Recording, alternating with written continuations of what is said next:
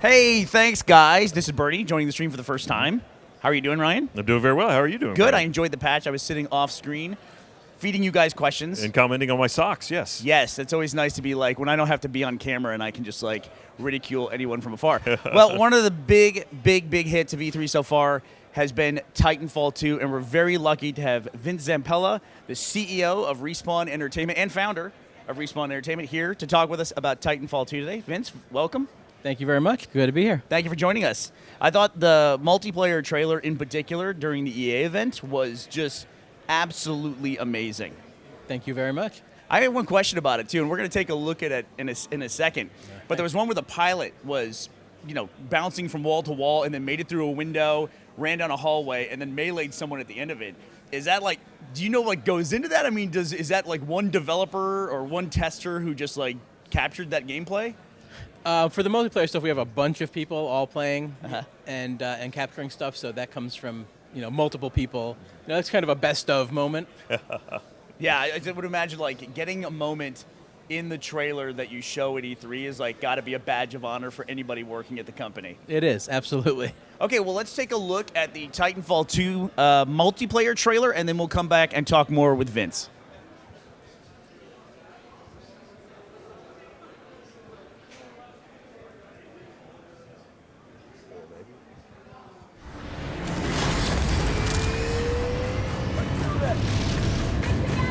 Go, go, go!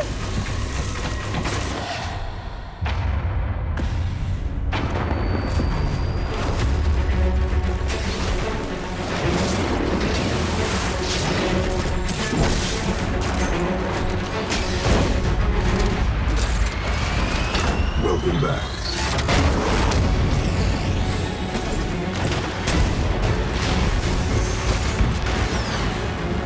Critical damage.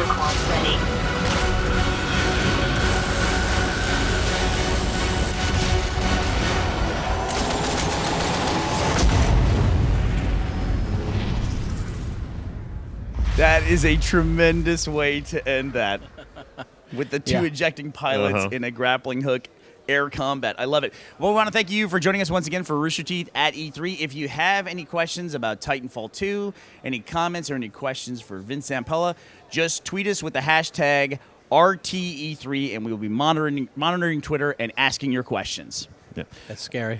when you open up to the public, you never know. We'll be curating. Don't worry. Yeah, it won't be That's all right. unfiltered. I'm excited. I want to see what comes in. We are internet professionals. We do this on a daily basis. Or some variation thereof. So obviously movement is still such an amazing part of the multiplayer, and I assume the single player as well. And the grappling hook being a large addition to that. Are there any other tweaks to the movement system that will affect playing this in this title?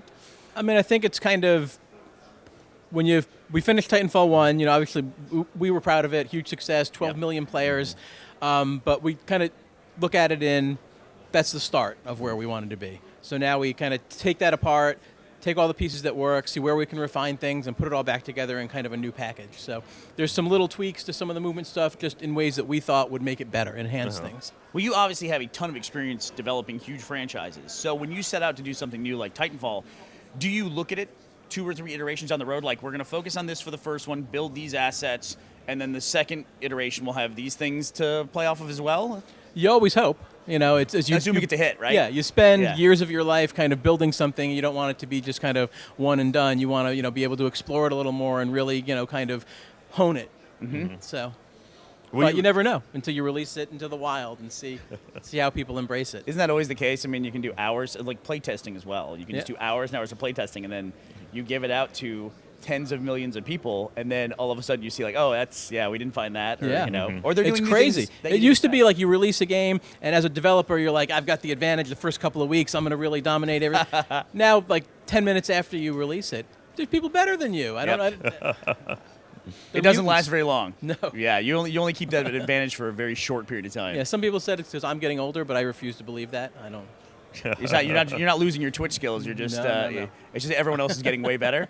Yeah, I think the bar just gets higher every year. What's the like the age ceiling for esports professionals now? Is it like 21? Is like after it really? Yeah, I think like after 21 you go into the senior leagues, depending on the game. So that's when the arthritis catches up to your thumb. I think is where you're seeing it. I might have missed my shot. I might have missed that window in particular. You and me both. Yeah. Well, are we going to see a return of the card system like you had in Titanfall 1? It's a little different this time. Okay. Yeah, there's basically something inspired by the burn cards that'll be there, but it's a little bit different.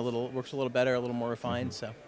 Right. I mean, obviously you've added a ton of new abilities. It looks like all the Titans have different and unique things. That's right. From the last title, it's what 6 new Titans was it? It's 6 new Titans, and it's 6 total. 6 total. Okay. Yeah. So these are evolutions of the previous Titans. Amazing. Okay. Yeah, we approached it from. Like kind of going into a Titan fight last time, you didn't know what you were up against, so it ended up being like, let me jump in here and see how I'm going to do. Now we've kind of developed a more visually distinct system for the Titans. If you notice, like the 2 that we're showing here, Scorch and Ion, they're very different. You know going into a fight what you're going up against, and much like a fighting game, like a Street Fighter or something, you can adjust your kind of way of attack and your play style to what you're going up against. Okay.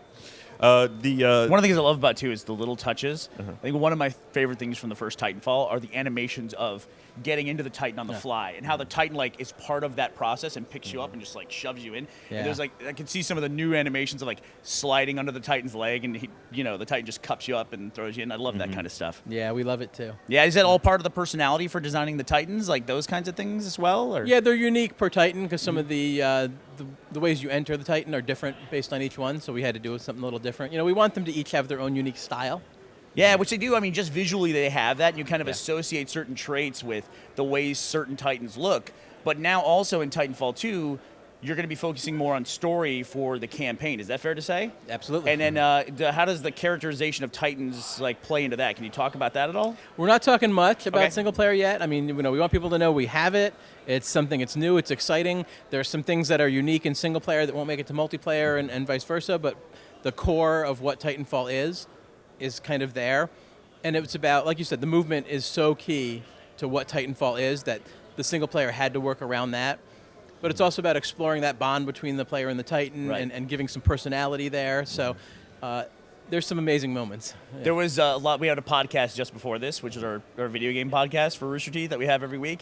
And there was a lot of speculation as to what the plot line of the campaign for Titanfall would be, and like what the pilot and the Titan's relationship. And there was Ryan had a very poignant, sad story. So we all have our backs. We just assume that you're going to break our heart. Let's be honest. We all assume that we're going to love the Titan by the end of it, and then it's going to turn and make us so sad. But maybe we'll see. Maybe not. There's all kinds of surprises. So have our first question from Twitter, if that's okay. This comes from Nick Pohl on Twitter. He's asking, will the auto-aim pistol be in Titanfall 2? I think he's talking about the smart pistol, which is very innovative in the first Titanfall. It's a very polarizing weapon. Right. There are people that just love it and love the game for it, and there are people that just despise it. So I think we looked at all the feedback, and I think we've come up with a system to really address that. And I'm not saying any more. Okay. I'm a huge fan of it, by the way. Yes. Just yeah, so you know. were a smart pistol. Yeah, I love it. I actually play more as a pilot in Titanfall than I do in the Titan. I very rarely get in Titans when I play the game. I always appreciate the fact that it just seems like in most games when you get in a vehicle, clearly an advantage. And Titanfall did such a great job of balancing the human players and the Titans as well. And so I just stuck with playing. I felt like I get around to sneak around a little bit better as opposed to like going like right up against somebody with a Titan. Yeah. No, it's I certainly felt like especially later in playing Titanfall 1 that a pilot could potentially be more dangerous to you than another Titan. Absolutely. And I love that there was that balance was maintained. So you've got a whole replacement lineup of Titans. Is there an equal replacement lineup for the weaponry, or is it going to be fairly consistent with the previous game? A lot of the weaponry is new, and the Titan abilities are new. If you saw, like, the Ion has the giant chest laser, and Scorch has the fire shield. That kind of, it's like a melee weapon as well. So it's all new. All new, okay. Well, and the pilots obviously A lot new. have a really cool new tool, which is the grappling hook.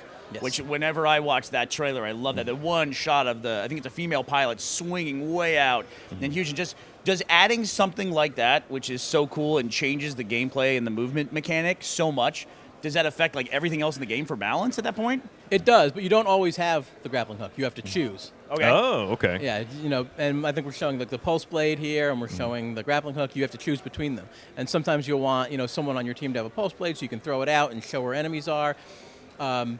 So we have to balance based on having the grappling hook and that extra added movement and mobility, and not having it. So everything has to be accessible for the players that aren't using the grappling hook. So it must be so hard to, from the development aspect, to like try to figure out what skills the players will develop, like on a global basis, and then you think, well, they'll probably get this good with the grappling hook, and then like 3 months in, you're like, oh no, it's like they can fly anywhere they want to, just with people that get great at it. Yeah, I've given up on trying to figure out everything. I think we figure out as much as we can because people will always surprise us. They do crazy things, and it's fantastic. And do you leave yourself the ability then to adjust it later? Is that how you compensate for that?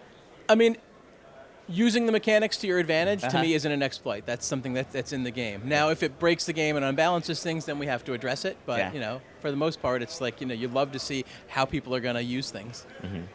No, I mean, you don't really want to talk too much about the single-player campaign, but will it tie in loosely, at least, to the campaign that existed in Titanfall 1?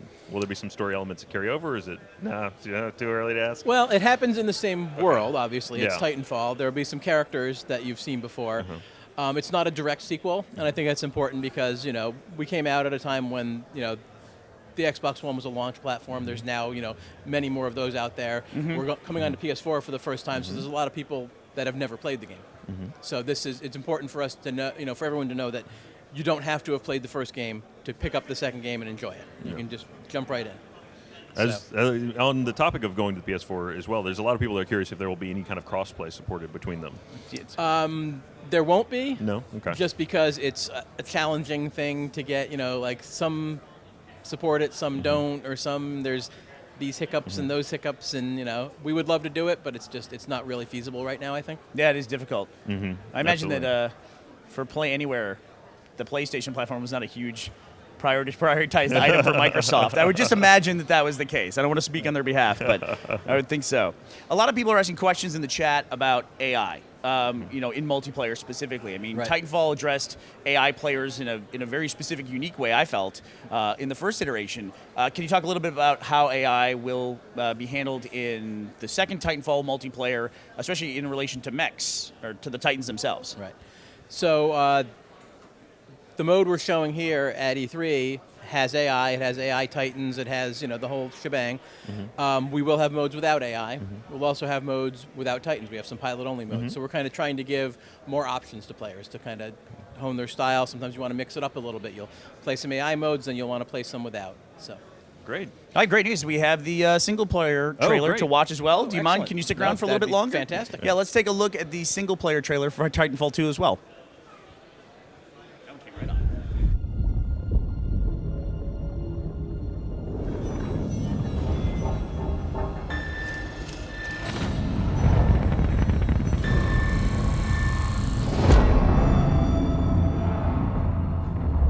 BT-7274.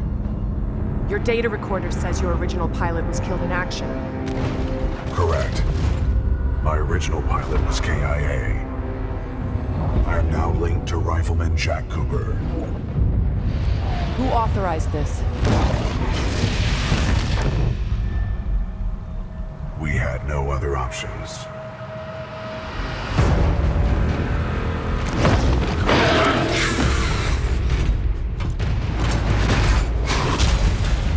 What are your protocols? Protocol 1, link to pilot. Protocol 2, uphold the mission. Protocol 3. Protect the pilot.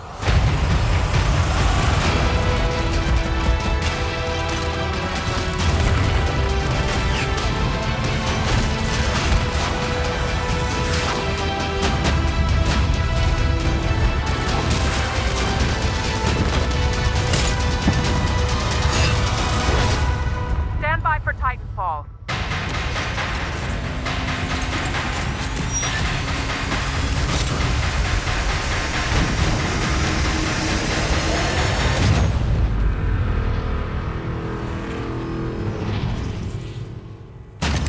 Trust me.